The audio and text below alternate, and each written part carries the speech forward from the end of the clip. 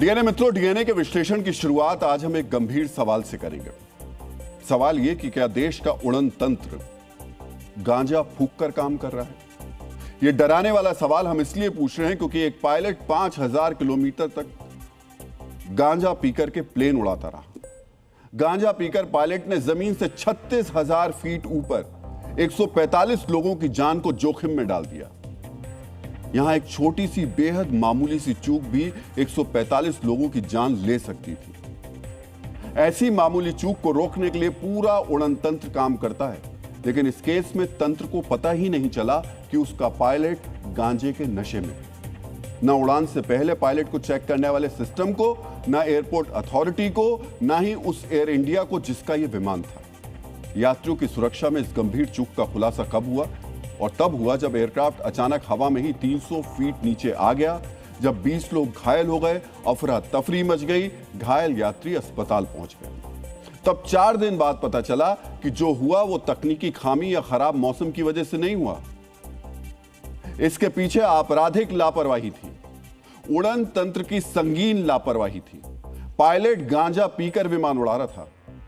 सोचिए कितनी डरावनी सच्चाई है। स्वामी विवेकानंद ने कहा है कि जिस प्रकार एक वृक्ष अपने छांव में बैठने वाले पक्षियों की रक्षा करता है, उसी प्रकार जिम्मेदार व्यक्ति का यह कर्तव्य है कि वो अपने आश्रितों की ढाल बने।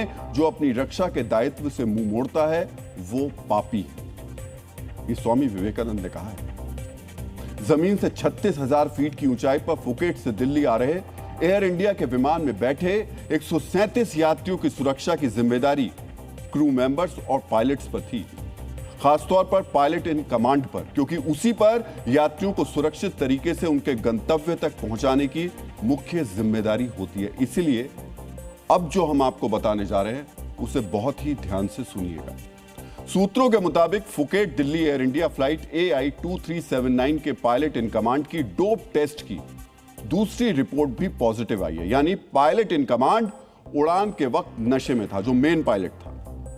सूत्रों के मुताबिक पायलट इन कमांड के सैंपल में मारिजुआना, जिसे आम बोलचाल की भाषा में गांजा कहा जाता है, उस गांजे के इस्तेमाल की पुष्टि हुई। सोचिए ये कितनी बड़ी लापरवाही है। एयरक्राफ्ट के जिस कैप्टन पर यात्रियों को सुरक्षित डेस्टिनेशन तक पहुंचाने की जिम्मेदारी थी, जो हवा में 137 यात्रियों क्रू मेंबर्स को लेकर उड़ रहा था, वो गांजा का नशा कर रहा था। सोचिए बिना फायर एग्जिट और इमरजेंसी एग्जिट की जानकारी के भी यात्री डेस्टिनेशन तक सुरक्षित पहुंच सकते हैं, लेकिन अगर कैप्टन ही गांजा के नशे में हो तो यात्री सुरक्षित कैसे हो? ये ना मित्रों, यहां एक गंभीर सवाल है। आखिर एक पायलट गांजा पीकर जहाज कैसे उड़ा सकता है? क्या विमान की उड़ान से पहले पायलट नशे में है या नहीं, यह जानने के लिए कोई नियम नहीं है? कोई जांच होती है या नहीं होती है? आखिर एयर इंडिया का पायलट इस जांच से कैसे बच गया, इसे समझना जरूरी है। इसलिए अब हम आपको बताते हैं कि उड़ान से पहले पायलट की जांच की पूरी प्रक्रिया क्या है। भारत में उड़न तंत्र को रेगुलेट करने वाले Directorate General of Civil Aviation के प्रोटोकॉल के मुताबिक उड़ान से पहले ड्यूटी पर तैनात पायलट के शरीर में नशा या शराब का स्तर पूरी तरह शून्य होना चाहिए। इसे जांचने के लिए 2 प्रमुख जांच होती हैं। पहला टेस्ट है ब्रीथ एनालाइजर टेस्ट। एयरक्राफ्ट के टेक ऑफ से पहले भारत में 100% यानी सभी फ्लाइट्स के पायलट और केबिन क्रू का ब्रीथ एनालाइजर टेस्ट होता है। क्रू मेंबर्स मशीन में फूंक मारते हैं, जिससे सांस में अल्कोहल का स्तर जांचा जाता है। मित्रों, कई बार सड़क पर ट्रैफिक पुलिस भी गाड़ी चलाने वालों का ब्रीथ एनालाइजर टेस्ट कराती है। उड़ान के बाद पायलट्स और क्रू मेंबर्स का रैंडम ब्रीथ एनालाइजर टेस्ट होता है, यानी उड़ान के बाद भी जांचा जाता है कि उड़ान के दौरान कहीं किसी ने शराब तो नहीं पी। ब्रीथ एनालाइजर शरीर में सिर्फ अल्कोहल की मात्रा की जानकारी देता है, इसीलिए दूसरे नशीले पदार्थों की जांच के लिए डोप टेस्ट भी होता है। डोप या साइको एक्टिव सब्सटेंस टेस्ट सिर्फ पायलट्स का होता है, वो भी रैंडम आधार पर। यानी ये टेस्ट हर पायलट का नहीं होता है, किसी भी पायलट का टेस्ट हो सकता है। इस टेस्ट में गांजा, कोकीन, अफीम और एम्फेटामाइन जैसे नशीले पदार्थों की जांच के लिए ब्लड और यूरिन टेस्ट किए जाते हैं। अब बताइए कि ऐसे में कोई पायलट गांजा फूंक कर प्लेन उड़ाने बैठ गया हो तो किसे पता होगा? क्या एयर होस्टेस जिस तरह बेल्ट बांधने और सुरक्षा के बारे में जानकारी देती है, उस तरह क्या वो ये भी बताएगी कि यात्रीगण कृपया ध्यान दीजिए, आपके विमान का पायलट गांजा फूंक कर प्लेन उड़ा रहा है? इसीलिए अतिरिक्त सतर्क रहिएगा। सोचिए ये कितना शर्मनाक है और उससे कहीं ज्यादा कितना खौफनाक है। मित्रों, हमने आपको भारत के नियम बताए। पूरी दुनिया में एविएशन से जुड़े नियम आमतौर पर एक जैसे हैं, यानी दूसरे देशों में पायलट की जांच का प्रोसेस भी यही है। तो फुकेट से जो विमान दिल्ली के लिए उड़ा था, उसके पायलट की भी ऐसी ही जांच हुई होगी। इसीलिए यह गंभीर सवाल है कि यह पायलट कैसे बच गया। हम इस पर विस्तार से जानकारी देंगे, लेकिन यहां हम भारत और दूसरे देशों के नियमों में कुछ अंतर भी आपको बता देते हैं। डीजीसीए के नियम के मुताबिक भारत में विमान उड़ाने से कम 12 घंटे पहले तक पायलट के लिए शराब पीना पूरी तरीके से बैन है। अमेरिका में यह समय 8 घंटे का है, यानी अमेरिका में पायलट को 4 घंटे की छूट है। भारत में उड़ान के समय पायलट के खून में अल्कोहल की मात्रा 0% होनी चाहिए, यानी पायलट के ब्लड में अल्कोहल बिल्कुल भी नहीं होना चाहिए। अमेरिका में पायलट के खून में 0.04% तक अल्कोहल की मात्रा स्वीकार्य है। इससे अधिक होने पर कार्रवाई होती है। भारत में पहली बार नियम तोड़ने पर पायलट की काउंसलिंग होती है। अमेरिका में पहली बार नियम तोड़ने पर भी पायलट की तत्काल ग्राउंडिंग होती है, यानी उसे उड़ान से रोक दिया जाता है। तीसरी बार नियम तोड़ने पर भारत में पायलट का लाइसेंस रद्द कर दिया जाता है। अमेरिका में भी यही प्रावधान है। भारत में रैंडम टेस्टिंग रेट 50% है, यानी कुल फ्लाइट्स में से 50% फ्लाइट्स की अचानक चेकिंग होती है। अमेरिका में इसका कोई सीधा आंकड़ा नहीं है, लेकिन वहां भी रैंडम चेकिंग होती है। ये एयरलाइंस पर ही निर्भर करता है। डीएनए मित्रों, सोचिए कागज पर भारत में नियम कितने सख्त हैं। सभी एयरलाइंस के लिए नियमों का पालन करना अनिवार्य है। एयर इंडिया का दावा है कि उसकी इंटरनल पॉलिसी इससे भी ज्यादा सख्त है। पायलट को पहली ही गलती पर नौकरी से बाहर कर दिया जाता है। फिर कैसे गांजा पीकर एक पायलट एयरक्राफ्ट लेकर फुकेट से दिल्ली तक आ गया? इस पर विस्तार से चर्चा से पहले आपको उन यात्रियों को सुनना चाहिए जो 4 अगस्त को एयर इंडिया की फ्लाइट नंबर AI2379 में सवार थे। 6 साल का बेटा था, मेरी वाइफ के साथ मेरी बेटी थी, मेरे सास ससुर बगल में बैठे थे। मेरी सास का रिब अभी भी फ्रैक्चर है, मेरे ससुर जी को बहुत चोटें आई। तो ये सारा का सारा अपने सामने अपनी पूरी फैमिली को देखना, अपने बच्चे को देखना और ये सोचना मन में आना कि शायद ये हम लोग का लास्ट मोमेंट है साथ में। फ्लाइट नीचे जा रही थी तो मेरे को सबसे ज़्यादा चिंता हुई बच्चों की। ये हमारे पास में जो बैठा हुआ था, मेरा बेटा बैठा हुआ था, मैंने ज़ोर से उसको पकड़ के बेल्ट लगाई। उसमें वो हैंडल मेरे यहाँ पे घुस के रिब्स में दो में थोड़ी चोट आई है। और मेरे हस्बैंड तो एकदम हवा में ही चले गए वहाँ उसमें। तो हम जो से मैं चिल्ला रही थी उनका नाम, तो फिर उनको एकदम से होश आया, उठ के सीट पे बैठे। आसमान में घटी ये घटना सामान्य नहीं है। ये देश के आम लोगों के सपनों पर चोट करने वाली घटना है। भारत में आज भी प्लेन में सफर करना आम लोगों का ख्वाब है। गांजा पीकर विमान उड़ाने वाले पायलट ने आम लोगों के उस सपने पर भी चोट की है। सोचिए, एक पूरा तंत्र है जो हवाई यात्रा को सुरक्षित बनाने के लिए काम करता है। ये उड़न तंत्र दावा करता है कि यात्रियों की सुरक्षा के लिए सिस्टम हर सेकंड चौकसी से काम करता है। लेकिन असल में क्या होता है? असल में होता यह है कि एक पायलट गांजा पीकर फुकेट से दिल्ली तक विमान उड़ाता है। सोचिए, अगर विमान ने 300 फीट का गोता नहीं लगाया होता तो शायद ही किसी को इस लापरवाही की जानकारी होती। तो हो सकता है कि 300 फीट के बदले विमान जमीन पर भी गिर सकता था। इसी एयर इंडिया का विमान 1 साल पहले अहमदाबाद में किस तरह हादसे का शिकार हुआ था, वो सबने देखा था। फिर भी उसी एयर इंडिया के विमान में इस तरीके की लापरवाही हुई है। मित्रों, ये लापरवाही कितनी बड़ी है? सिस्टम की ऐसी लापरवाही कितने लोगों के लिए खतरा है, अब इसे भी समझिए। भारत में हर घंटे करीब 600 से 900 कॉमर्शियल एयरक्राफ्ट उड़ान भरते हैं। अगर हम प्रमुख और छोटे एयरपोर्ट्स की उड़ान भरने वाले कुल विमानों की बात करें तो हर घंटे लगभग 400 से 600 विमान टेक ऑफ करते हैं। यानी औसतन हर 2 मिनट में देश के किसी न किसी एयरपोर्ट पर एक फ्लाइट टेक ऑफ या लैंड कर रही होती है। इन फ्लाइट्स में रोज करीब 4,16,659 लोग घरेलू उड़ानों में सफर करते हैं। मित्रों, ये सिर्फ घरेलू उड़ान यानी भारत के अंदर सफर करने वाले हवाई यात्रियों का आंकड़ा है। हर घंटे के हिसाब से देखें तो हर घंटे करीब 17,360 लोग हवाई जहाज में उड़ान भरते हैं।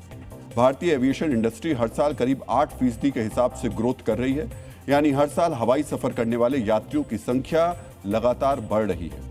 सोचिए, रोज करीब 4.25 लाख भारतीय उड़ान भरते हैं। किसके भरोसे? उस उड़न तंत्र के भरोसे जो कागज पर कई तरीके के सिक्योरिटी चेक का दावा करता है कि हर हवाई यात्री पूरी तरह सुरक्षित है, लेकिन जो हो रहा है वो आप देख रहे हैं। फुकेट दिल्ली फ्लाइट में जो हुआ उसे एविएशन एक्सपर्ट बड़ी लापरवाही बता रहे हैं। सुनिए एक्सपर्ट्स इस पर क्या कह रहे हैं। पायलट्स का मेडिकल टेस्ट हुआ तो पता चला कि वो नशे में थे, marijuana का उन्होंने नशा किया था। ये बहुत ही हीनियस क्राइम है कि पायलट के गैर जिम्मेदारी का, और डीजीसीए इसमें बहुत सख्त है। मैं समझता हूँ वो बख्शेंगे नहीं, इनको सज़ा मिलेगी। लेकिन ये जिम्मेदार पायलट से हम उम्मीद नहीं कर सकते हैं। और ऐसे लोगों को जेल जानी चाहिए। सबसे पहले ये किसी भी पायलट के लिए एक बहुत ही गंभीर अपराध है यदि वो विमान में नशे में है या फिर उसने ड्रग्स लिया हो। सोचिए, जो उड़न तंत्र कहता है कि पायलट के खून में 0% अल्कोहल होना चाहिए, वो गांजा पीकर जहाज उड़ाने वाले पायलट को रोक पाने में नाकाम रहता है। सवाल ये नहीं कि सिर्फ पायलट ही गांजा पीकर जहाज उड़ा रहा था, सवाल ये भी कि क्या पूरा सिस्टम गांजा पिए हुए था। एयरपोर्ट पर पायलट की मेडिकल चेकिंग करने वाला स्टाफ, डीजीसीए का सिस्टम, एयर इंडिया का अपना तंत्र, ये पूरा सिस्टम क्या गांजा पीकर काम कर रहा था? अगर ऐसा नहीं तो किसी न किसी स्टेज पर पायलट को उड़ान से पहले ही पकड़ लिया जाता, लेकिन गांजा वाला पायलट पकड़ा नहीं गया। यह तब हुआ जब 12 जून 2025 को इसी एयर इंडिया के विमान हादसे में 241 लोगों की जान गई थी। उसके बाद यात्रियों की सुरक्षा के लिए सिस्टम को और चौकस बनाने की बात हुई थी, लेकिन हुआ क्या? गांजा फूंककर एक पायलट विमान उड़ा रहा है। ये लापरवाही नहीं, संगीन आपराधिक लापरवाही है। और आंकड़े बताते हैं कि पायलट के नशे में धुत होने के कारण दुनिया के कई देशों में विमान हादसे होते रहे। अमेरिका में एजेंसी NTSB की रिपोर्ट के मुताबिक 1996 से 2001 के बीच 33 हवाई हादसे अल्कोहल के नशे के कारण हुए। नशे के कारण हुए हर 10 में से 7 विमान हादसे में हवाई जहाज में सवार यात्रियों की जान गई। जॉन्स हॉपकिंस की रिपोर्ट के मुताबिक जो पायलट के नशे में विमान उड़ाने पर दुर्घटना का खतरा 43% अधिक होता है। सोचिए ये कितना गंभीर विषय है। नशे में विमान उड़ाने पर हादसे का खतरा ज्यादा होता है, यात्रियों की जान जाने का खतरा होता है, फिर भी ऐसा हुआ। सुनिए गांजा फूंककर विमान उड़ाने वाले पायलट के खुलासे पर हवाई यात्रा करने वाले यात्री क्या कह रहे हैं, वो कितने डरे हुए हैं।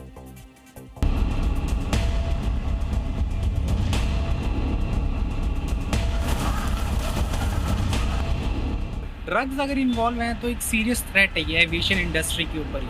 लाइक अगर सेफ ही फील नहीं करूँगा, ऐसे इंसिडेंट बार बार होते रहेंगे तो मैं हेजिटेट करूँगा ना फिर इंटरनेशनल फ्लाइट्स लेने के लिए या कोई भी स्पेसिफिक फ्लाइट में लेने के लिए। अगर ऐसे इंसिडेंट अगर फ्लाइट पे हो रहे हैं तो उसकी जिम्मेदार ये कंपनी से ज़्यादा गवर्नमेंट ज़्यादा इम्पोर्टेंट, क्योंकि उसको सीरियसली नहीं देख रही है कि उसके क्या पैरामीटर्स होना चाहिए, उसकी इंडिकेटर क्या होना चाहिए, उसका टेस्टिंग क्या होना चाहिए। कितना ऐसे कहने लायक की कोई तुलना नहीं की जाए, कितना खतरनाक है। आप खुद सोच के देखें इंसान के नाते। अभी ड्रिंक एंड ड्राइव के लिए मना करती है अगर गवर्नमेंट, तो ड्रग्स करके आप फ्लाई कर रहे हैं और उसमें पैसेंजर है 300 200 जितने भी पैसेंजर हैं, तो सर आपको पता है वो कितना रिस्की है। भाई पूरा खतरनाक है, पूरा खतरनाक है। कितने आदमियों की जान का सवाल है उसमें। हम आम गाड़ी चलाते हैं, कोई नशा करते हैं, उसमें पुलिस पकड़ती है, हमें गुनाह जुर्माना करती है, तो वैसे भी एक्शन होना चाहिए। बिल्कुल सही बात है। जब सड़क पर सुरक्षित यातायात के लिए भारी जुर्माना लगाया जाता है तो आसमान में गांजे के नशे में विमान उड़ाने पर सख्त कार्रवाई जरूर होनी चाहिए। इतनी सख्त कि ये कार्रवाई एक मिसाल बने। मित्रों, यहाँ हम आपको उस नशे यानी गांजे के बारे में भी एक छोटी सी जानकारी शेयर कर रहे हैं। इसे जानकर ही आप समझ पाएंगे कि गांजे का नशा कितना खतरनाक होता है। मित्रों, गांजे का पौधा होता है। गांजे का पौधा भांग के पौधे की तरह ही होता है। भांग की तरह गांजे के पौधे की पत्तियों और फूलों को सुखाकर बनाया जाता है। भारत में गांजे की खेती और बिक्री प्रतिबंधित है। गांजे में THC यानी टेट्रा हाइड्रो कैनाबिनॉल नाम का एक केमिकल होता है। यह दिमाग और आंख पर असर करता है और नशा महसूस कराता है। आंखें लाल हो जाती हैं, कई बार चीजें धुंधली भी दिखाई देने लगती हैं। THC के असर से गांजा पीने वालों की सोचने, समझने और निर्णय लेने की क्षमता घट जाती है। सोचिए, विमान उड़ाते वक्त जब फैसले चंद सेकंड में लेने होते हैं, जब गांजे के नशे में धुत पायलट फैसला ही नहीं कर पाएगा तो यह यात्रियों के लिए कितना बड़ा खतरा होगा। गांजे के नियमित इस्तेमाल से सिजोफ्रेनिया, एंग्जाइटी, पैनिक अटैक और बाइपोलर डिसऑर्डर जैसी गंभीर मानसिक बीमारियां हो सकती हैं। गांजा दिमाग को सुन्न कर देता है, आदमी कोई फैसला नहीं ले पाता। 145 लोगों की जान जिस पायलट के हाथ में थी उसने यही नशा किया था। गांजा का सेवन करने से कई और नुकसान होते हैं। हम विस्तार से इस बारे में चर्चा नहीं करेंगे क्योंकि हमारा मुद्दा यात्रियों की सुरक्षा और सिस्टम की लापरवाही है। मित्रों, जानते हैं भारत में उड़न तंत्र को संचालित करने वाले DGCA का सालाना बजट करीब 342 करोड़ रुपए है। यह पूरा पैसा मुख्य रूप से सुरक्षा, निगरानी, निरीक्षण जैसे काम पर खर्च होता है। यह हवाई यात्रियों की सुरक्षा के लिए खर्च होने वाले बजट का सिर्फ एक हिस्सा है। सोचिए, इतना पैसा खर्च होने के बाद भी हवाई यात्रियों की सुरक्षा भगवान भरोसे है, क्योंकि पायलट गांजा पीकर विमान उड़ा रहा है और उड़न तंत्र चादर तानकर इत्मीनान से सो रहा है। मित्रों, 4 अगस्त को एयर इंडिया की फुकेट दिल्ली फ्लाइट में जो हुआ उसे लेकर सरकार गंभीर है। आज सरकार ने इसे लेकर एक बयान जारी किया। सरकार ने बताया कि एयरक्राफ्ट एक्सीडेंट इन्वेस्टिगेशन ब्यूरो के प्रावधान और ICAO प्रोटोकॉल के मुताबिक जांच हो रही है। विमान को डिजाइन करने वाला देश और उसे बनाने वाले देश को भी प्रोटोकॉल के मुताबिक जांच में शामिल किया गया है। एयरक्राफ्ट एक्सीडेंट इन्वेस्टिगेशन ब्यूरो सभी सबूतों को इकट्ठा कर उन्हें सुरक्षित कर रहा है। सभी दस्तावेजों की जांच के बाद रिपोर्ट आएगी। रिपोर्ट आने के बाद इस मामले में कार्रवाई होगी। मित्रों, ये स्टैंडर्ड प्रोटोकॉल है, लेकिन इतना तो तय है कि जो भी हुआ वो घनघोर लापरवाही का साक्ष्य है। एयर इंडिया ने अपने पायलट और को पायलट को ड्यूटी से हटा दिया है, लेकिन पिछले 1 साल में एयर इंडिया को लेकर लगातार गंभीर शिकायतें आ रही हैं। 16 जून को 2025 को एयर इंडिया का विमान तकनीकी खराबी के कारण रास्ते से हांगकांग वापस लौटा। जनवरी 2025 में बेंगलुरु दिल्ली फ्लाइट का इंजन खराब हो गया, विमान की इमरजेंसी लैंडिंग हुई। 22 जुलाई 2025 को दिल्ली एयरपोर्ट पर लैंडिंग के बाद फ्लाइट हांगकांग दिल्ली फ्लाइट के विमान के ऑक्सिलरी पावर यूनिट में आग लग गई। 27 अप्रैल 2026 को मुंबई भोपाल फ्लाइट तकनीकी खराबी के कारण इमरजेंसी उसकी लैंडिंग करानी पड़ी। मित्रों, भारत के एविएशन मार्केट में एयर इंडिया की हिस्सेदारी करीब 24% है, यानी हर चौथा हवाई यात्री एयर इंडिया में सफर करता है। इसलिए जरूरी है कि एयर इंडिया इन शिकायतों को बहुत ज्यादा गंभीरता से ले। इसी बीच चेन्नई एयरपोर्ट पर मंगलवार देर रात इंडिगो फ्लाइट की इमरजेंसी लैंडिंग कराई गई। फ्लाइट कोलकाता से चेन्नई आ रही थी। चेन्नई में लैंडिंग से पहले पायलट ने महसूस किया कि विमान का एक इंजन फेल हो गया है। पायलट ने तुरंत एयर ट्रैफिक कंट्रोल को जानकारी दी। चेन्नई एयरपोर्ट पर फुल इमरजेंसी घोषित की गई। इसके बाद फ्लाइट की सुरक्षित लैंडिंग हुई। विमान में 224 लोग सवार थे। मित्रों, यह हादसे पूरे सिस्टम और एयरलाइंस कंपनियों पर सवाल उठाते हैं। यह हादसे हवाई सफर का सपना देखने वाले आम भारतीयों को डराते हैं, उनकी सुरक्षा को खतरे में डालते हैं। इसलिए जरूरी है कि इनकी सिर्फ जांच ना हो, जांच के बाद एक्शन भी हो। लापरवाह हो चुके उड़न तंत्र को कसा जाए और उसे बताया जाए कि उसका कर्तव्य हवाई यात्रियों की सुरक्षा करना है, हादसों को रोकना है, हादसे के बाद जांच करना नहीं है। जरूरी है ऐसे हादसों को रोकने के लिए पायलट्स की मेडिकल चेकिंग रैंडम नहीं, अनिवार्य होनी चाहिए। अगर एयरपोर्ट का सिस्टम ऐसे ही काम करता रहा तो जैसा कि हमने पहले ही कहा, एयर होस्टेस को विमान में यह घोषणा करनी पड़ेगी कि कृपया अपनी सीट बेल्ट जोर से बांध लें, क्योंकि आज हमारा कैप्टन गांजा पीकर प्लेन उड़ा रहा है।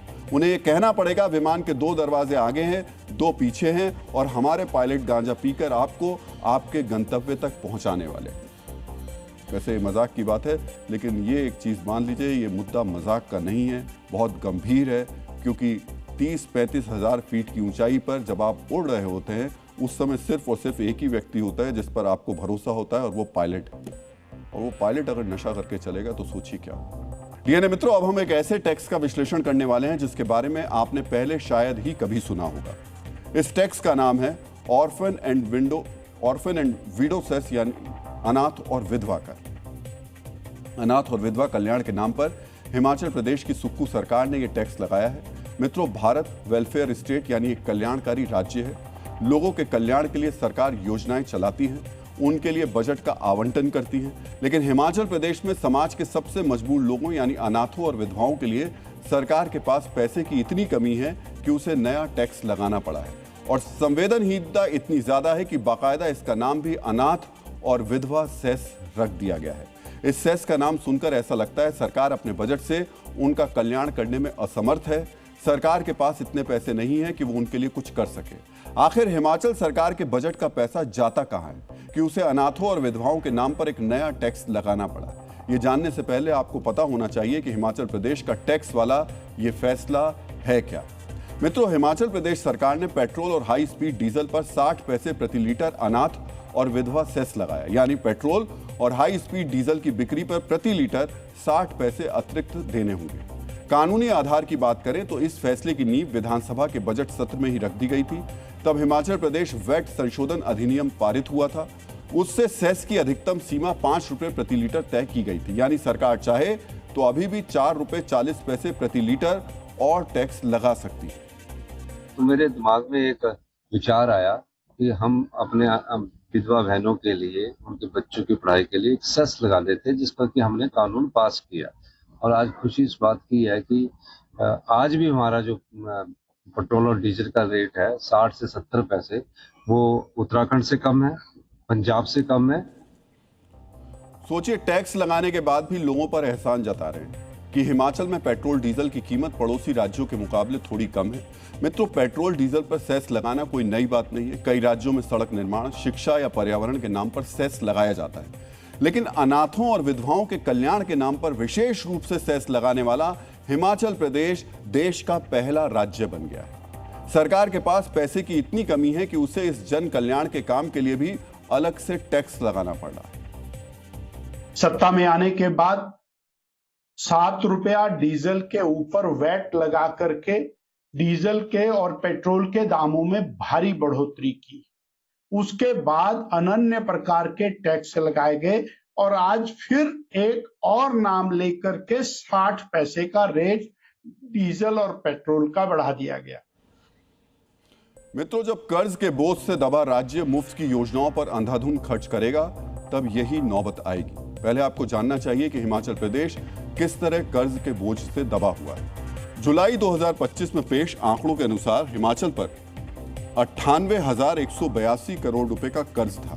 वर्तमान में यह आंकड़ा 1,04,000 करोड़ रुपए तक पहुंच गया है। राज्य सरकार ने वित्त वर्ष 2025-26 में ही 41,173 करोड़ रुपए का नया कर्ज लिया था। इसमें से 32,004 करोड़ रुपए केवल पुराने कर्ज को चुकाने में खर्च किए गए। यानी सरकार असल में कर्ज चुकाने के लिए नया कर्ज ले रही है। इसे ही कर्ज के जाल में फंसना कहते हैं। दूसरी तरफ राज्य के कुल बजट का 70% हिस्सा केवल सरकारी कर्मचारियों के वेतन, पेंशन, कर्ज के ब्याज और कर्ज का मूलधन चुकाने में चला जाता है। यानी 100 रुपए में से 70 रुपए इन चारों मद में चले जाते हैं। दूसरे खर्चों के बाद विकास और जनकल्याण की योजनाओं के लिए बजट का केवल 20% हिस्सा बचता है, यानी केवल 10,000 करोड़ रुपए के आसपास। इसके बावजूद मुफ्त की योजनाओं को चलाने में हिमाचल सरकार पीछे नहीं है। इंदिरा गांधी प्यारी बहना सम्मान निधि के जरिए महिलाओं को हर महीने 1,500 रुपए दिए जाते हैं। इस पर सालाना 800 करोड़ रुपए का खर्च का अनुमान है। वहीं मुफ्त बिजली योजना पर 2024-25 में 1,936 करोड़ रुपए खर्च हुए थे। इसके अलावा महिलाओं को सरकारी बसों के किराए में 50% छूट दी जाती है। इस पर अलग से खर्च का कोई स्पष्ट आंकड़ा उपलब्ध नहीं है, लेकिन यह भी करोड़ों में होगा। मित्रों, आमदनी कम और खर्च ज्यादा होने का यह नतीजा निकला कि सरकार को कभी कर्मचारियों को वेतन देने में दिक्कत होती है तो कभी विधायकों से वेतन भत्ते ना लेने की अपील करनी पड़ती है। इसके अलावा खर्च चलाने के लिए समय समय पर कई तरीके के टैक्स भी लगाने पड़ रहे हैं। आपको इन टैक्स के बारे में भी जानना चाहिए। हिमाचल सरकार ने शराब की हर बोतल की बिक्री पर 10 रुपए का मिल्क सेस लगाया, जिससे सालाना 100 करोड़ रुपए जुटाने का लक्ष्य रखा गया। सितंबर 2025 में सीमेंट पर टैक्स 11 रुपए से बढ़ाकर 16 रुपए प्रति बैग कर दिया गया। बाहरी राज्यों से आने वाली गाड़ियों पर 100 रुपए से लेकर 900 रुपए तक का एंट्री टैक्स लागू किया गया। 2024 में सीवरेज कनेक्शन के नाम पर शहरी क्षेत्रों में 25 रुपए का टैक्स लगाया गया। बीजेपी ने इसे टॉयलेट टैक्स का नाम दिया। हालांकि बाद में विरोध को देखते हुए इसे वापस ले लिया गया और अब अनाथ और विधवा कल्याण के नाम पर पेट्रोल डीजल पर टैक्स लगा दिया गया है। यानी एक तरफ सरकार फ्रीबीज के नाम पर लोगों को बांट रही है पैसा, वहीं दूसरी तरफ नए नए टैक्स लगाकर उन्हीं लोगों से वो पैसा वसूल रही है। वैसे जब अलग अलग टैक्स की बात हो रही है तो आपको यहां ओडिशा के भी एक टैक्स के बारे में जानना चाहिए।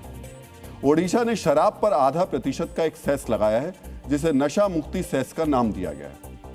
सेस से मिलने वाली रकम का इस्तेमाल नशा मुक्ति केंद्र स्थापित करने और चलाने के लिए किया जाएगा। अब आप समझ सकते हैं मतलब किस पे टैक्स लगाकर किस काम के लिए किया जा रहा है। और वैसे भी फ्रीबीज की एक तरीके की बीमारी है, इसने पूरी व्यवस्था को बीमार कर दिया है। और हम जैसा कि आपसे कह रहे हैं ये एक तरीके की पूरी बीमारी बन चुकी है। अब बीमार सिस्टम को ठीक करने के नाम पर सरकार लोगों से टैक्स वसूल रही है। मित्रों, ऐसी ही बीमारी के नाम पर आम लोगों से अस्पतालों में भी अलग अलग तरीके से वसूली हो रही है। अस्पतालों पर हम आएंगे, लेकिन फ्रीबीज वाकई इस देश के लिए एक बहुत बड़ा संकट है। और सबसे बड़े संकट की बात यह है कि बीमारी अब हर पार्टी को लग चुकी है। कोई भी, चाहे वो कांग्रेस हो, चाहे वो बीजेपी हो, आम आदमी पार्टी तो इसमें पुरोधा है। हर पार्टी इस फ्रीबीज के नाम पर, समाजवादी पार्टी, कोई भी पार्टी आप ले लीजिए, साउथ में तो सोना तक बांटा जाता है, लेकिन ये नहीं देखा जाता है कि हमारा बजट जन कल्याणकारी योजनाओं में खर्च कैसे होगा। यानी जो डेवलपमेंट है, इंफ्रास्ट्रक्चर है, वहां पैसा कहां से लेकर आएंगे। लेकिन हर किसी को वोट चाहिए और वोट अब फ्रीबीज के नाम पर वसूलना, या वसूलना ही कहा जाएगा इसको, क्योंकि ये जन कल्याण के नाम पर, विकास के नाम पर तो है नहीं।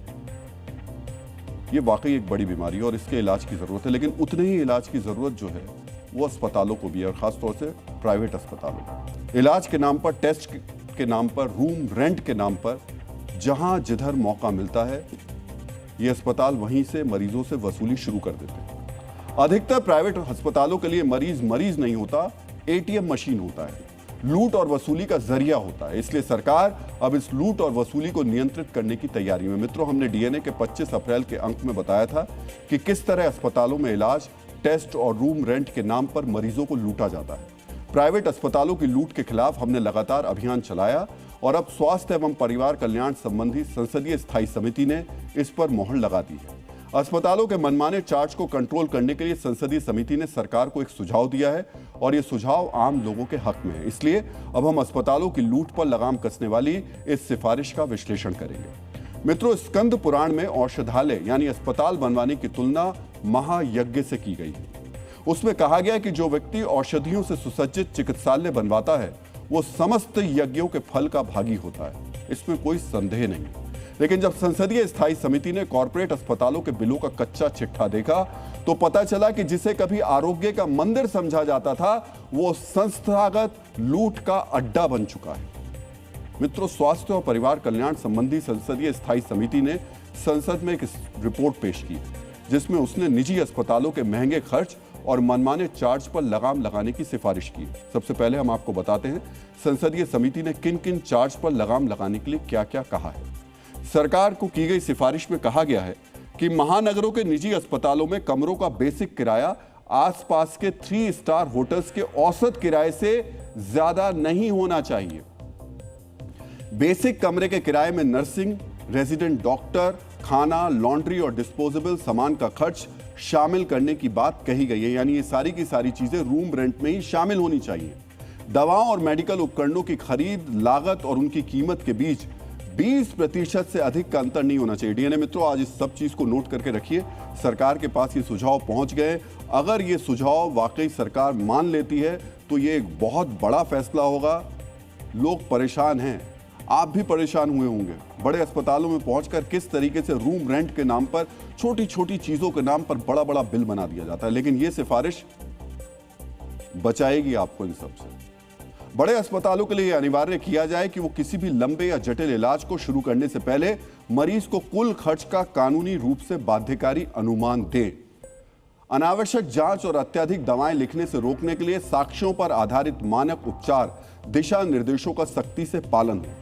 मेडिकल डिवाइस की लैंडिंग कॉस्ट और एमआरपी के बीच के अंतर को 20% तक सीमित करने की सिफारिश की गई है। मित्रों, लैंडिंग कॉस्ट एक टेक्निकल शब्द है। इसका अर्थ यह है कि किसी मेडिकल डिवाइस को फैक्ट्री से खरीदकर अस्पताल या क्लिनिक के दरवाजे तक पहुंचाने में जो लागत आती है वही लैंडिंग कॉस्ट कहलाती है। दवाओं के मामले में भी लैंडिंग कॉस्ट और एमआरपी के बीच के अंतर को 20% तक सीमित करने का सुझाव दिया गया, यानी 100 रुपए का मेडिकल सामान 120 रुपए से ज्यादा में ना बेचा जाए। मित्रों, अगर ये सिफारिश धरातल पर उतर जाती है तो आम लोगों के लिए एक बहुत बड़ी राहत होगी, क्योंकि सांख्यिकी एवं कार्यक्रम कार्यान्वयन मंत्रालय के नए राष्ट्रीय सर्वेक्षण 2025 के अनुसार, एनएसएसओ के 2025 के सर्वेक्षण के अनुसार भारत में एक परिवार को एक बार अस्पताल में भर्ती होने पर औसतन 34,000 रुपए खर्च करने पड़ते हैं। ये औसत सरकारी और निजी दोनों तरह के अस्पतालों को मिलाकर। लेकिन एक बार कोई व्यक्ति निजी अस्पताल में भर्ती हो गया तो उसे 50,500 रुपए से ज्यादा खर्च करने पड़ते हैं, और इसमें एक बड़ा खर्च अस्पताल के रूम रेंट का होता है। मित्रों, संसदीय स्थायी समिति की सिफारिश में स्पष्ट कहा गया कि किसी 3 स्टार होटल की तुलना में अस्पताल का कमरा महंगा नहीं होना चाहिए। ऐसा क्यों कहा गया, अब वो हम आपको बताते हैं। आज जी न्यूज की टीम दिल्ली में एक अस्पताल पहुंची और अस्पताल के पास मौजूद एक होटल तक गई। जब दोनों जगहों के रूम किराए के बारे में पता किया गया तो न्यूनतम 2 से 2,500 रुपए तक का अंतर दिखाई दिया। इस अंतर पर अस्पताल क्या कह रहा है वो भी सुन लीजिए।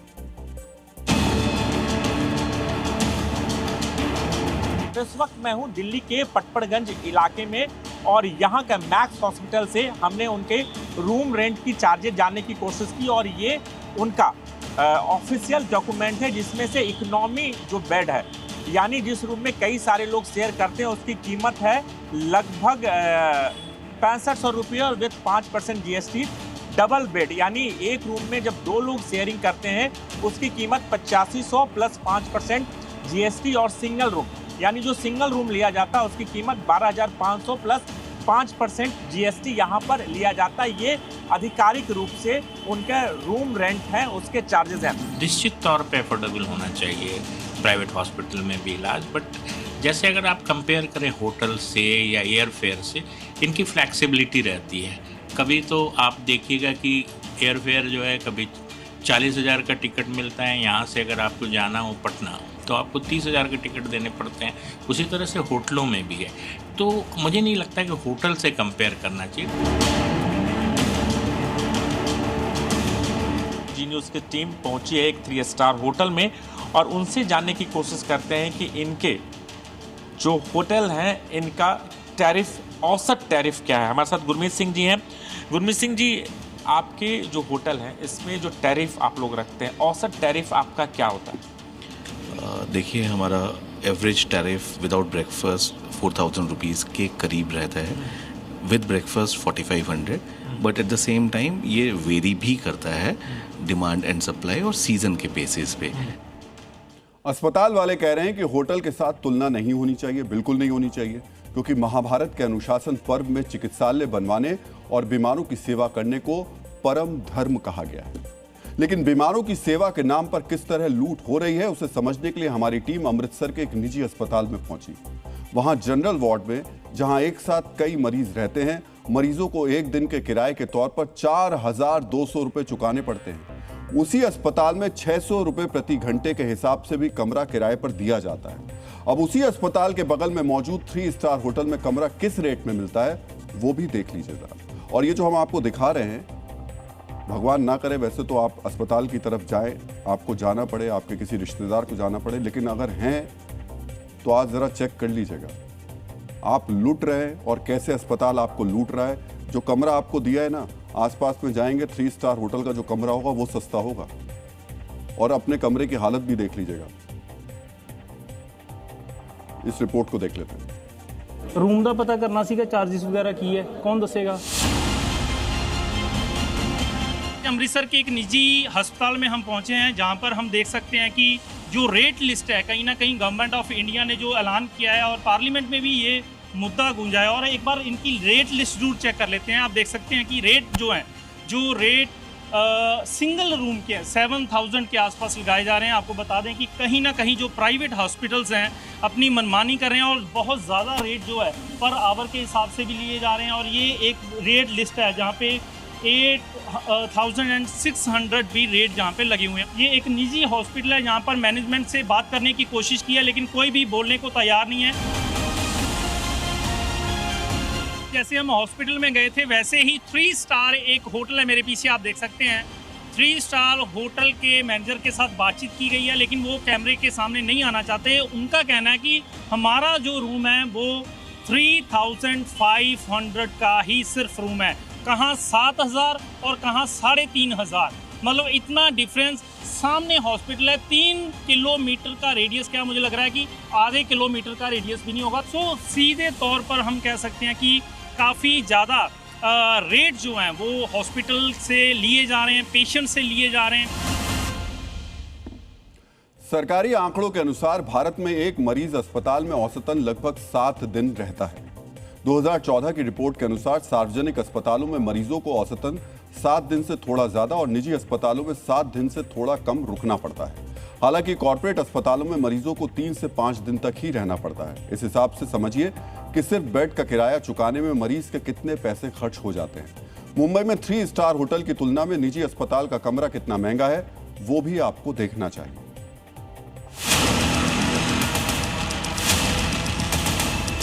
होटल के अंदर आ चुके हैं और यहाँ पर हमारे साथ भावेश जी हैं जो मैनेजर हैं इस होटल के। हम आपसे जानना चाहते हैं कि अब आपके यहाँ जो है रूम की टैरिफ क्या क्या है? सर फर्स्टली हम लोग के पास जो है 2 कैटेगरी रूम्स है सर। पहला जो स्टैंडर्ड कैटेगरी अदर जो बोलते हैं हम लोग का डिलैक्स रूम है, जो फर्स्ट कैटेगरी है, उसका जो अपना रेट है 6,000 प्लस टैक्स रहता है।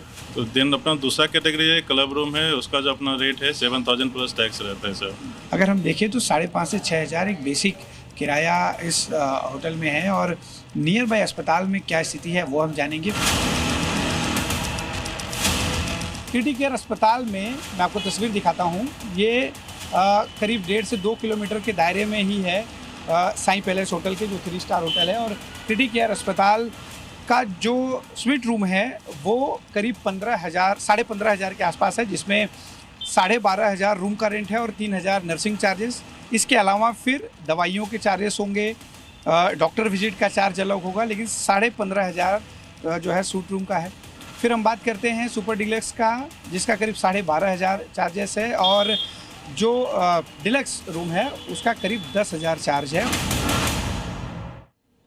सोचिए, सबसे सस्ता कमरा अस्पताल का 10,000 का, और होटल वाला कितने में दे रहा है आपको? 6,000 प्लस टैक्स का, यानी ज़्यादा से ज़्यादा 7,500 के आसपास। मित्रों, निजी अस्पतालों में इलाज, टेस्ट और रूम रेंट के नाम पर लूट एक राष्ट्रीय समस्या है। कमोबेश हर शहर में स्थिति एक जैसी है। पटना के एक निजी अस्पताल में कम से कम 4,500 रुपए में कमरा मिलता है, और उसी के बगल में होटल है जहां मरीजों के तीमारदार रुकते हैं, वहां सिर्फ 4,000 रुपए चुकाने पड़ते हैं। हम आपको पटना की भी सच्चाई दिखाना चाहते हैं।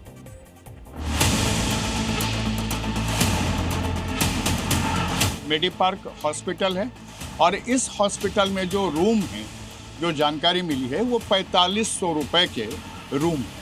हम यहाँ से पास में ही बुद्धा हेरिटेज 3 स्टार होटल है, हम वहाँ जाके भी पता करते हैं कि उनके यहाँ एक कमरे का रेट क्या है। अब हम बुद्धा हेरिटेज होटल में हैं, ये 3 स्टार होटल है और महज 100 मीटर की दूरी पर ही है। अब आपको दिखाते हैं इस होटल का रेट। आप ये रेट देख के बिल्कुल चौंक जाएंगे कि यहाँ जो क्लब डिलक्स है उसकी कीमत 3,999 रुपये की है, जबकि हॉस्पिटल के एक कमरे की कीमत, जो रेंट है उसका किराया प्रतिदिन का, वो 4,500 रुपया है। देखिए, यहाँ मैनेजर भी हैं, हम इनसे बात करते हैं। आपके यहाँ क्या रेट है? 4,045 रुपये स्टार्टिंग रेट है। स्टार्टिंग रेट है, मैंने कोई भी व्यक्ति इसमें आके 4,000 में ठहर सकता है। बिल्कुल बिल्कुल बिल्कुल। ये होटल से ज्यादा हॉस्पिटल का रूम रेंट चुकाना मरीजों की मजबूरी है, क्योंकि लोग अच्छे डॉक्टर से इलाज कराने के लिए अस्पताल जाते हैं और अच्छे डॉक्टर के नाम पर बाकी सुविधाओं में वसूली कर ली जाती है। इसलिए संसदीय समिति ने इस लूट पर लगाम लगाने की सिफारिश की है। हालांकि संसदीय समिति की सिफारिशें सीधे तौर पर कानून नहीं बनती हैं, बल्कि ये सरकार के लिए एक मार्गदर्शक रोड मैप की तरह काम करती है। संसद में रिपोर्ट पेश होने के बाद इसे केंद्रीय स्वास्थ्य और परिवार कल्याण मंत्रालय के पास भेजा गया है। वहां इन सिफारिशों की जांच होगी। यदि सरकार इन सिफारिशों से सहमत होती है तो वो क्लिनिकल एस्टेब्लिशमेंट एक्ट जैसे मौजूदा कानूनों में संशोधन कर सकती है। हालांकि इस सरकारी प्रक्रिया के बीच एक उम्मीद जरूर जगी। डीएनए मित्रों, कहा जाता है कि काम में अनुशासन और व्यवस्था सफलता की पहली सीढ़ी है। डॉक्टर्स के लिए अनुशासन और भी ज्यादा महत्वपूर्ण है, क्योंकि उनके सामने मरीज के इलाज की अहम जिम्मेदारी होती है। लेकिन बिहार के एक अस्पताल में अनुशासन के नाम पर डॉक्टर्स और जिला प्रशासन अब आमने सामने है। डॉक्टर बायोमेट्रिक अटेंडेंस यानी मशीन के जरिए हाजिरी लगाने के लिए तैयार नहीं है, जबकि प्रशासन बिना बायोमेट्रिक अटेंडेंस के ये मानने के लिए तैयार नहीं कि डॉक्टर अपने काम पर आए थे। इस वजह से अस्पताल के डॉक्टर्स का वेतन रोक दिया गया है। प्रशासन ने साफ कर दिया है कि हाजिरी नहीं तो सैलरी नहीं। यह अस्पताल बिहार के नालंदा जिले का है और पूर्व मुख्यमंत्री नीतीश कुमार का ड्रीम प्रोजेक्ट रहा है। नीतीश कुमार के बेटे निशांत कुमार बिहार के मौजूदा स्वास्थ्य मंत्री हैं, जो नालंदा के ही हैं। राज्य के दूसरे जिलों की तुलना में इस अस्पताल में आईसीयू समेत कई सुविधाएं हैं, लेकिन यहां सुविधा को लेकर नहीं बल्कि डॉक्टरों की हाजिरी को लेकर विवाद छिड़ा हुआ है। बिहार के सभी सरकारी अस्पतालों में डॉक्टर्स से लेकर दूसरे कर्मचारियों के लिए बायोमेट्रिक अटेंडेंस का आदेश लागू हो चुका है, लेकिन नालंदा के मॉडल अस्पताल के डॉक्टर मशीन पर अपने आने जाने का हिसाब देने के लिए तैयार नहीं हो रहे। स्थिति यह है कि 42 में से 41 डॉक्टर सरकार के आदेशों के बावजूद बायोमेट्रिक अटेंडेंस नहीं लगा रहे। सिर्फ एक डॉक्टर मशीन पर हाजिरी लगा रहे हैं, जो अस्पताल के डिप्टी सुपरिटेंडेंट भी हैं। वो लोग काम तो बहुत ज़्यादा ही कर रहे हैं, ऐसा नहीं है, वो अपना ड्यूटी आवर ज़्यादा ही कर रहे हैं, लेकिन नहीं कर रहे, वो उनका अपना है। मैं तो एज ए डॉक्टर हूँ, एज ए सर्जन और डीएस हूँ, तो मुझे तो प्रशासनिक पर देखना भी है। आप तो डीएस हैं और आप रेगुलर लगाते हैं? हाँ, मैं लगाता हूँ। लेकिन अस्पताल के बाकी डॉक्टर्स बायोमेट्रिक अटेंडेंस के लिए तैयार नहीं।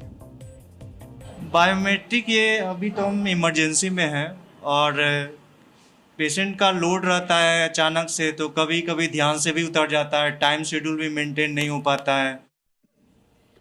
अटेंडेंस का डिजिटल रिकॉर्ड उपलब्ध नहीं होने के कारण 41 डॉक्टर्स को जुलाई महीने का वेतन नहीं मिला, लेकिन वो सरकार का निर्देश मानने के बदले अब हड़ताल की तैयारी में जुट गए हैं।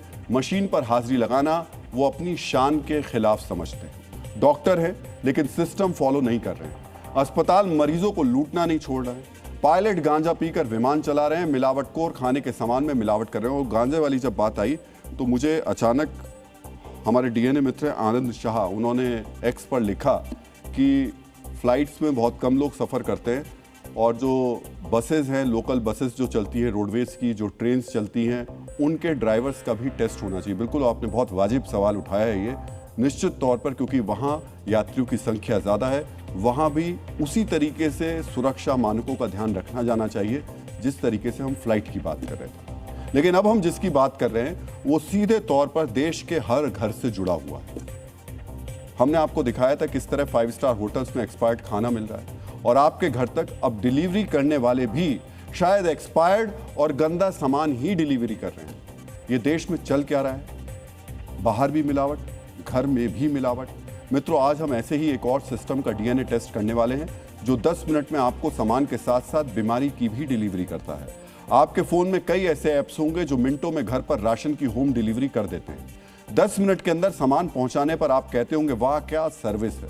लेकिन आज आपको देखना चाहिए कि जिस सामान को 10 मिनट में आप तक पहुंचाने का दावा किया जा रहा है वो किस हाल में, कहां और कितनी गंदगी के बीच रखा गया था।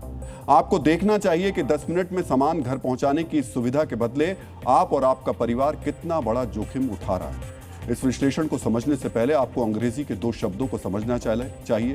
पहला है क्विक कॉमर्स, यानी ब्लिंकिट और जेप्टो जैसी कंपनियां जो मिनटों में सामान की डिलीवरी कर देती हैं। और दूसरा शब्द है डार्क स्टोर। जब आप ऐप पर अब सामान ऑर्डर करते हैं तो पास के एक गोदाम से सामान को पैक करके आपके घर के लिए रवाना कर दिया जाता है। शहर शहर बने इन्हीं गोदामों को डार्क स्टोर कहा जाता है। देश के 2 बड़े शहरों में 2 क्विक कॉमर्स कंपनियों के डार्क स्टोर पर छापेमारी में जो सामने आया उसे देखकर आप चौंक जाएंगे। पहली तस्वीर है मुंबई की, जहां ब्लिंकिट कंपनी के डार्क स्टोर पर छापेमारी हुई, और दूसरी तस्वीर बेंगलुरु की है जहां जेप्टो के डार्क स्टोर पर रेड मारी गई। सबसे पहले मुंबई की तस्वीरें आप गौर से देखिए। मुंबई के मलाड वेस्ट में ब्लिंकिट का एक बड़ा डार्क स्टोर है।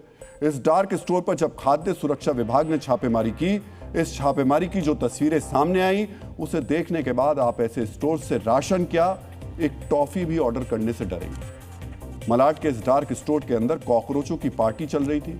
यहाँ खाने पीने के सामान, ब्रेड और बिस्किट के डिब्बों के पास कॉकरोच रेंग रहे थे। खाने पीने की चीजें और उन्हें पैक करने वाले पैकेट जमीन पर पड़े थे।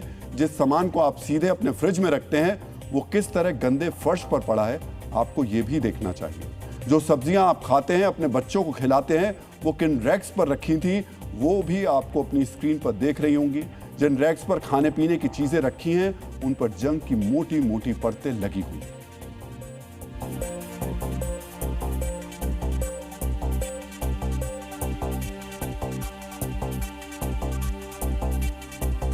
डार्क स्टोर में दूध, दही और मक्खन जैसे डेयरी प्रोडक्ट्स को डीप फ्रीजर में रखने का नियम है, लेकिन यहां कूलिंग का कोई इंतजाम ही नहीं है।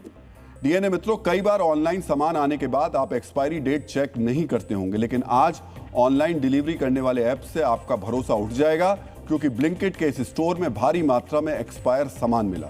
इस स्टोर में खाने पीने की चीजों के फटे हुए पैकेट पड़े थे जिन पर कीड़े रेंग रहे थे। पेस्ट कंट्रोल और कचरा प्रबंधन के नाम पर इस स्टोर को अगर रेटिंग दी जाए तो 0 दी जाएगी। खाने के पैकेट में बीमारी की डिलीवरी करने वाले ब्लिंकिट कंपनी के इस डार्क स्टोर पर खाद्य सुरक्षा विभाग ने कड़ी कार्रवाई की है। खाद्य सुरक्षा और मानक अधिनियम के गंभीर उल्लंघन के तहत इस स्टोर का फूड लाइसेंस निलंबित कर दिया गया है। डीएनए मित्रों, हमारी टीम आज इस डार्क स्टोर पर पहुंची। वैसे तो खाद्य सुरक्षा विभाग ने इस पर ताला जड़ दिया है, लेकिन इसके आसपास जिस तरह कूड़े का भंडार जमा है उसे आप खुद उससे अंदाजा लगा सकते हैं कि अंदर की स्थिति क्या रही होगी। अभी हम उस बिल्डिंग में आए हुए हैं जो मलाड में मौजूद है, और जहाँ पर ब्लिंकिट का जो स्टोर रूम था, स्टोरेज रूम हुआ करता था, वहाँ पर ये स्टार्टिंग का है। ज़रा देखिए, ये सबूत आप स्टार्टिंग से है। ये पूरा पीक दान से भरा हुआ है। जानवर यहाँ पर खुले में घूम रहे हैं। ये देखिए, ये बुरा हाल है। ये यहाँ पर उनका ऑफिस हुआ करता था, और ये ब्लिंकिट यहाँ पे आपको साफ तौर पे देखने के लिए मिल सकता है। पूरे आसपास के आप किस माहौल में आप हैं, आप कहाँ रहते हैं, आपके आसपास। ज़ेप्टो के मुंबई वाले डार्क स्टोर में जी न्यूज के कैमरे को तो रोक दिया गया, लेकिन बेंगलुरु में ज़ेप्टो के एक डार्क स्टोर में खाद्य सुरक्षा विभाग का कैमरा घुस गया। बेंगलुरु के थानी सांद्रा इलाके में स्थित इस डार्क स्टोर के अंदर चीजों पर गलत लेबल लगे हुए थे। अंदर कई चीजों का एक्सपायरी डेट छिपाने के आरोप भी लगे हैं। यहां भी गंदगी के बीच ही खाने की चीजें रखी हुई थी। अधिकारियों ने इस डार्क स्टोर पर 25,000 रुपए का जुर्माना लगाया है। 2 बड़े शहरों में 2 सबसे बड़ी क्विक कॉमर्स कंपनी के डार्क स्टोर्स का यह हाल है। ऐसे में इस सवाल उठना लाजमी है कि देश भर में ऐसे कितने डार्क स्टोर हैं जहां खाने पीने की चीजों में गंदगी रखी जा रही है। देश में कितने ऐसे डार्क स्टोर हैं जहां कॉकरोच घूम रहे हैं। क्विक कॉमर्स कंपनियों की दुर्गति के आंकड़े देखने से पहले आपको जानना चाहिए कि देश में कितने परिवार इन ऐप्स पर आश्रित हैं। देश में इस वक्त 14 करोड़ लोग अलग अलग क्विक कॉमर्स ऐप्स का उपयोग करते हैं। साल 2025 में सभी क्विक कॉमर्स ऐप्स के जरिए लगभग 280 करोड़ ऑर्डर किए गए, यानी हर दिन लगभग 80 लाख ऑर्डर्स डिलीवर किए जाते हैं। हर दिन 80 लाख ऑर्डर को डिलीवर करने के लिए देश भर में करीब 6000 डार्क स्टोर्स मौजूद हैं, यानी एक डार्क स्टोर एक दिन में 1333 ऑर्डर्स डिलीवर कर रहा है। अगर एक डार्क स्टोर एक दिन में 15 घंटे भी खुला रहता है तो इस हिसाब से हर 45 सेकंड में एक ऑर्डर को पैक करके डिलीवरी के लिए भेजा जा रहा है।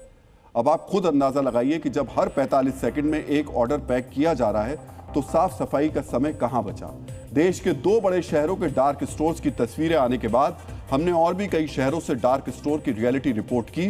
आपको देखना चाहिए कैसे शहर शहर जी न्यूज का कैमरा देखते ही डार्क स्टोर्स के शटर डाउन किए गए। झारखंड की राजधानी रांची का पार्वती एरिया है और यहाँ पर हम ब्लिंकिट के एक दफ्तर में आए हैं। आप नहीं दिखाएंगे यहाँ? कौन है? कोई है मैनेजर? बुलाई ना। मैं एक बार अंदर दिखा दूं क्या? अंदर जाके एक बार आप आ जाइए ना, कोई दिखा दीजिए हमें। हमें वहां अंदर नहीं जाने दिया गया जहां तक हम जाना चाहते थे, लेकिन हम वहां तक पहुंचे जहां सब्जियां रखी थी और सब्जियां ऐसे थी जैसे धूल में पड़ी हों। हाथ लगाने पर हाथ कितना गंदा हो गया है आपको नजर आ रहा होगा। फफूंद लगी सब्जियां नजर आई। कुल मिलाकर जो चमचमाता आप भरोसा करके ब्लिंकिट से सामान खरीद रहे हैं वो इतना घटिया किस्म का है कि आपको बीमार कर देने के लिए काफ़ी है। हम ब्लिंकिट स्टोर, लखनऊ के ब्लिंकिट स्टोर पे पहुंच गए हैं। ये लखनऊ का ब्लिंकिट स्टोर है और ये बताइए कौन है आपके यहाँ पे? क्या चीज़? मैनेजर? अब बुलाइए एक मिनट। बाहर नहीं, हमको अंदर दिखाना है। अरे हमको अंदर का दिखाना है, हम बाहर क्या करेंगे? अरे तो हम आ रहे हैं ना, आप चलिए उधर ही चलिए। अरे भाई हमको अंदर का दिखाना है। ये बताइए मुंबई का जो वीडियो वायरल हुआ वो देखा आपने? हम चल रहे हैं ना आपके साथ। मुझे आप लखनऊ का वीडियो, लखनऊ का ब्लिंकिट देखना है कि यहाँ पर सामान किस तरीके से रखा जाता है। एक बार आप मुझे दिखा दीजिए कि यहाँ पर आप किस तरीके से। ऐसे हम बिना परमिशन के नहीं अंदर दे सकते ना एंट्री। हाल है वो ऐसा है कि जब कैमरे वाले पहुँचते हैं, जब कैमरा पहुँचता है तो ये इस तरीके से कार्रवाई की जाती है। ये शटर गिराने का मतलब क्या है ये आप ही देख पा रहे होंगे। गंदगी का अंबार आपको भी यहाँ पर भी नजर आ जाएगा और ये शटर जो है वो गिरा दिया गया है। 10 मिनट में सामान डिलीवर करने वाली कंपनियों के डार्क स्टोर की ये डार्क रियलिटी है जो आज तक आपसे छिपी हुई थी। डीएनए मित्रों, बीते कुछ सालों में क्विक कॉमर्स का मार्केट देश में बहुत तेजी से बढ़ा है, लेकिन इसी के साथ साथ शिकायतें भी बढ़ी हैं। एक सर्वे के मुताबिक क्विक कॉमर्स ऐप से राशन खरीदने वाले 57% लोगों का कहना है कि पैकेट पर एक्सपायरी डेट नहीं दिखाई देती है। हर 10 में से 6 मामलों में प्लेटफॉर्म ग्राहकों को ऐसे प्रोडक्ट भेज देते हैं जो एक्सपायर होने के बेहद करीब होते हैं। नेशनल कंज्यूमर हेल्पलाइन पर हर महीने आने वाली कुल 60,000 शिकायतों में से 36% शिकायतें इसी सेक्टर से जुड़ी होती हैं। आप जब सामान ऑर्डर करते हैं तो पैसे पूरे चुकाते हैं, डिलीवरी चार्ज अलग से देते हैं। बारिश हो गई तो उसके नाम पर अलग पैसे देने पड़ते हैं, लेकिन बदले में आपको क्या मिलता है? गंदगी के बीच रखा हुआ सामान, बिना एक्सपायरी डेट वाला राशन, कॉकरोच के बीच रखी हुई सब्जियां। डीएनए में अब आज का संदेश। जिंदगी के लॉक को देखकर लक को दोष मत दीजिए। अगर ताला समस्या है तो चाबी उसका समाधान है।